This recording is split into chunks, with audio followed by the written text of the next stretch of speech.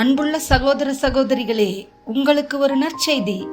நாம் வரவிருக்கும் 2025 ஆண்டு ஜனவரி 1 365 நாட்களுக்கும் 365 தலைப்புகளின் கீழ் வேத வசனங்களை வாசித்து பகிர இருக்கிறோம். நீங்கள் இதை அனுதினமும் கேட்டு தியானித்து ஆசீர்வாதத்தை பெற்றுக்கொள்ளுமாறு கேட்டுக்கொள்கிறோம். அது மட்டுமல்ல, இதை சப்ஸ்கிரைப் செய்து உங்கள் நண்பர்களிடமும் பகிர்ந்து கொள்ளுமாறு அன்புடன் கேட்டுக்கொள்கிறோம். நன்றி.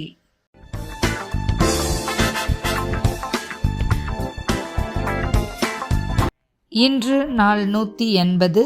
தலைப்பு போலித்தனம். ஏசாயா 29:13. இந்த ஜனங்கள் தங்கள் வாயினால் என்னிடத்தில் சேர்ந்து தங்கள் உதடுகளினால் என்னை கனம் பண்ணுகிறார்கள். அவர்கள் இருதயமோ எனக்கு தூரமாய் விலகி இருக்கிறது. அவர்கள் எனக்கு பயப்படுகிற பயம் மனுஷராலே போதிக்கப்பட்ட கற்பனையாய் இருக்கிறது. மத்தேயு 6:1.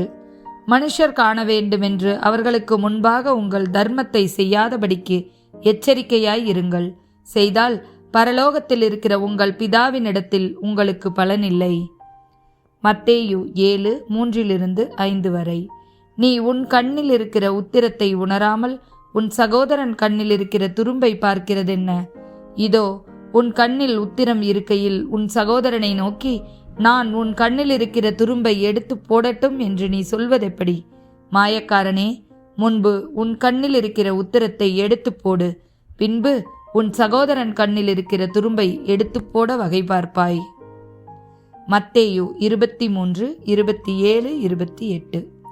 மாயக்காரராகிய வேதபாரகரே, பரிசேயரே, உங்களுக்கு ஐயோ! வெள்ளையடிக்கப்பட்ட கல்லறைகளுக்கு ஒப்பாய் இருக்கிறீர்கள்.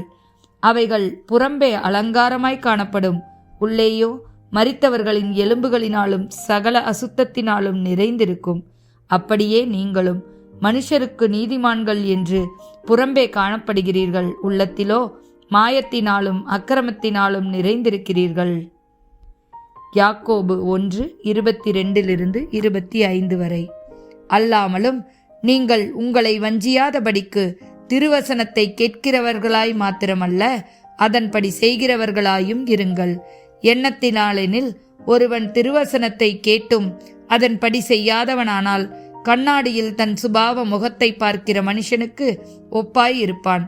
அவன் தன்னைத்தானே பார்த்து அவ்விடம் விட்டு போனவுடனே தன் சாயல் இன்னதென்பதை மறந்து விடுவான். சுயாதீன பிரமாணமாகிய பூரண பிரமாணத்தை உற்று பார்த்து அதிலே நிலைத்திருக்கிறவனே, கேட்கிறதை மறக்கிறவனாயிராமல் அதற்கேற்ற கிரியையை செய்கிறவனாயிருந்து தன் செய்கையில் பாக்கியவானாயிருப்பான். ஆமேன்.